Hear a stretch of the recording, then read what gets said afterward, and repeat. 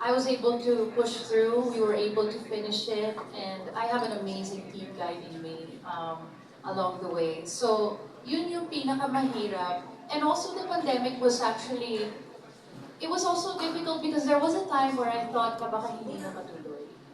Baka, kasi laging napupush back, baka hindi meant to be. And there were also a few months where I thought that baka ma-shelf tong project na to because people weren't, seeing each other face to face. Businesses were down, and I know that some projects were put on hold, so I was hoping na sana hindi sa akin yun. But yeah, everything turned out great in the end. So.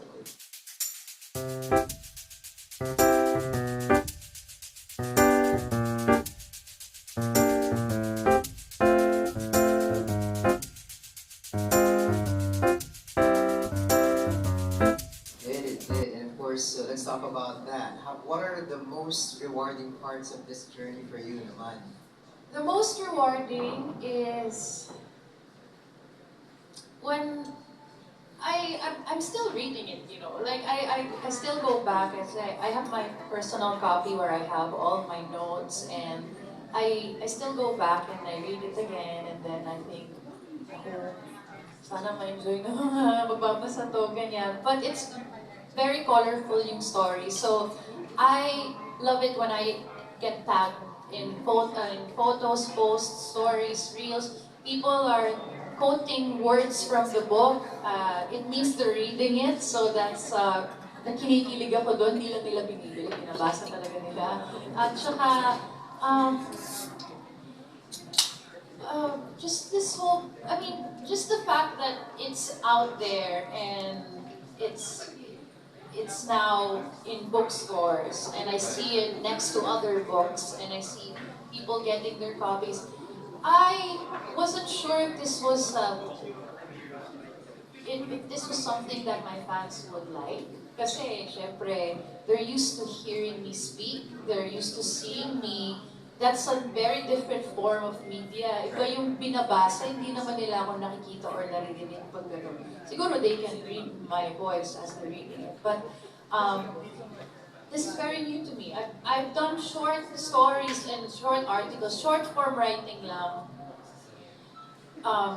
In the past, but not in this life. And also, I was worried that because of the rise of the digital world now, the pandemic, everybody's on social media, I was thinking, nako, yung mga tao ba, are they still buying books? Is this what my audience still wants to do? Are they picking up copies? Everything is online nowadays, but there really is an audience for books. I saw that we did the Manila International Book Fair.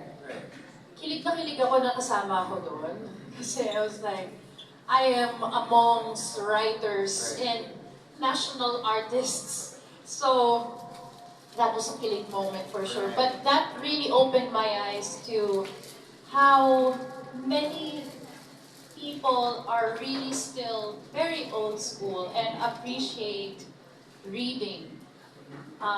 Especially dito sa Philippines. And there's really a huge pool of Filipino writers out there, and to be considered among one of them is a great honor talaga. In terms of the novel itself, what is the most difficult scene to write? Sabi mo kasi, di ba, mahirap yung i-actualize it, to actually write it. But was there a certain scene na sobrang doon ka talaga nahirapan in terms of churning it out? Siguro the beginning and the ending. The beginning was very different from the... Now it's... The final, what you have in the book is very different from the first. From the first draft. I wasn't considering the Filipino elements yet at the beginning kasi akala ko given na yun. Malala, parang yung magbabasa, gets na nila yun, Pilipinas to, ganyan. So that was a challenge, and also how to end it. I remember changing the ending halfway through writing because without revealing the ending, I was thinking, what do I want people to pick up from this? Because it is called the Queen of the Universe, and yes, we know she competes, but then what is more to that? There should be something, a lesson to be learned here. And I think that's so important because that's the last chapter and that's what yun yung ita-take home ng mga tao eh, pagka when they finish, diba? So, but I'm happy about the way it ends. Parang hindi ko alam kung paano ko i-explain pa without revealing, pero I'm happy the way it ends. It really sticks, it goes back to the question of core value, to the question of core values. Ano bang mas importante?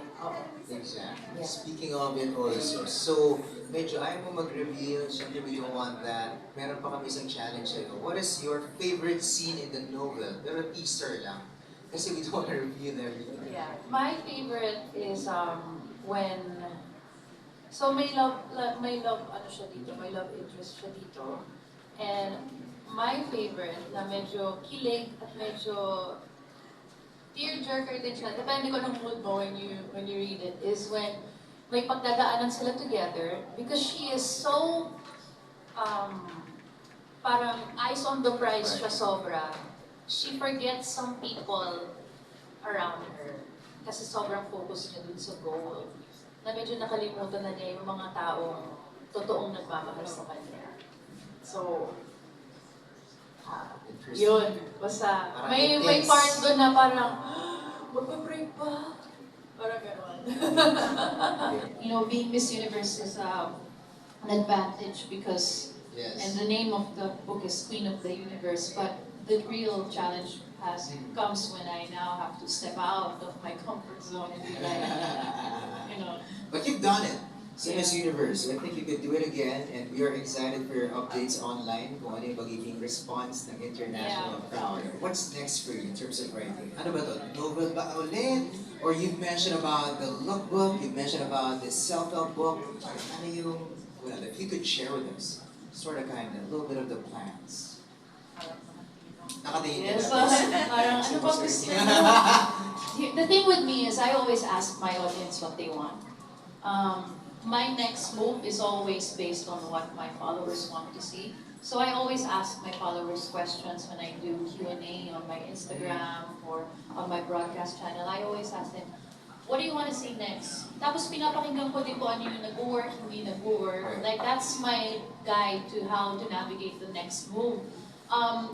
If this continues to go well and there is a demand for continuation, I ended it, hindi siya cliffhanger, pero there's a possibility to continue her story. Yes, to continue Cleo, maybe we'll see. If there's also an idea of possibly doing a series or a movie adaptation for the book. Thinking ahead kami. And also, if not, if this is it for this story, pwede rin, I can move on to a self-help book. I think I've struggled enough. Kaya ko na yata magbigay ng mga words of advice. And then na hindi naman book related. At the moment, I'm also working on building my own brand, my own product. So I'll share more about that in the future. We're making the product now. And I'm so excited because I've always been the face of, which has been amazing. It's been 7 years in counting for some of these endorsements I have, but I've never had my own, like something that I really made from the beginning where I did the market research for it and I'm gonna be pitching the products to different investors and I'm so excited for this journey. So that's next year. Next year. Ako talaga ako sa exam. Whatever it is, for sure, it's gonna be successful because talagang you put your heart and soul into everything that you do and you feel that. Now, probably before we close the Q&A segment, is there any question itching in your mind right now? I'll give you a chance. Go to 1 to 3 questions. I think we have a question from our friend from Summit Media. We have a microphone right here. There you go. Go ahead. What are your other title options for Queen of the Universe? Other title options that you've considered before? Yeah, okay. I think I can reveal this. It won't be a problem naman. So it wasn't Queen of the Universe at first. you'll hear it first now. I've never reviewed this. The first title was Goody Two Shoes. Ibang-iba, diba? So different. And even our contract still mentions the old name. So that was the first. The full title of this book is Queen of the Universe, Love, Beauty, Truth, but Queen of the Universe, I personally prefer. Medyo mahaba yung isa. So yeah, yun lang naman. Yung dalawa lang yun ang pinagpipilian namin. And there was a lot of back and forth, conversations, meeting on the title because meron kapangalan kasi ito na show.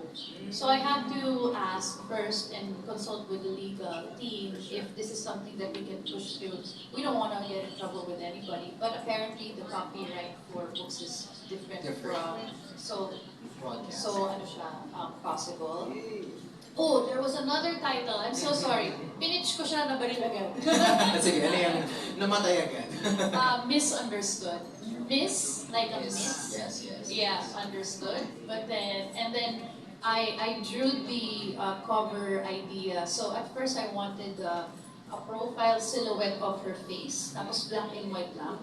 And then, ang advice sa akin ng title is, on the first glance, it looks like a thriller mystery book. So, kailangan, I listen to their advice because syempre they know, and they say that kailangan unang glance pa lang, malaman na agad kung anong genre siya because you have to consider that this is going to be displayed amongst many books. And so, people don't have time to, when they are buying, you have to scan each and everything and try to figure out what genre. So you gotta be able to tell what genre it is by first glance. And sabi ko, Queen of the Universe, parang, there's a pageant, like half of it is in that setting, half of it is not. And then sabi ko, isn't it too pageant? Kasi I'm thinking about the people who are not pageant fans, foreigners who pick it up and aren't necessarily fans of pageants, and they might not take interest because of the title. But then we figure out na, bakit ang Queen of the Universe doesn't mean just a pageant, right? It's you can be the queen of your own universe. You determine that, like what kind of queen and what kind of universe. So I was like. And of course, we have to connect it to me. So I was like, all right, okay, let's, matuon kami ng ideas. Yes, so, yun. It was a few names and we ended up with this. In the end, this was the winner and I think it's your team.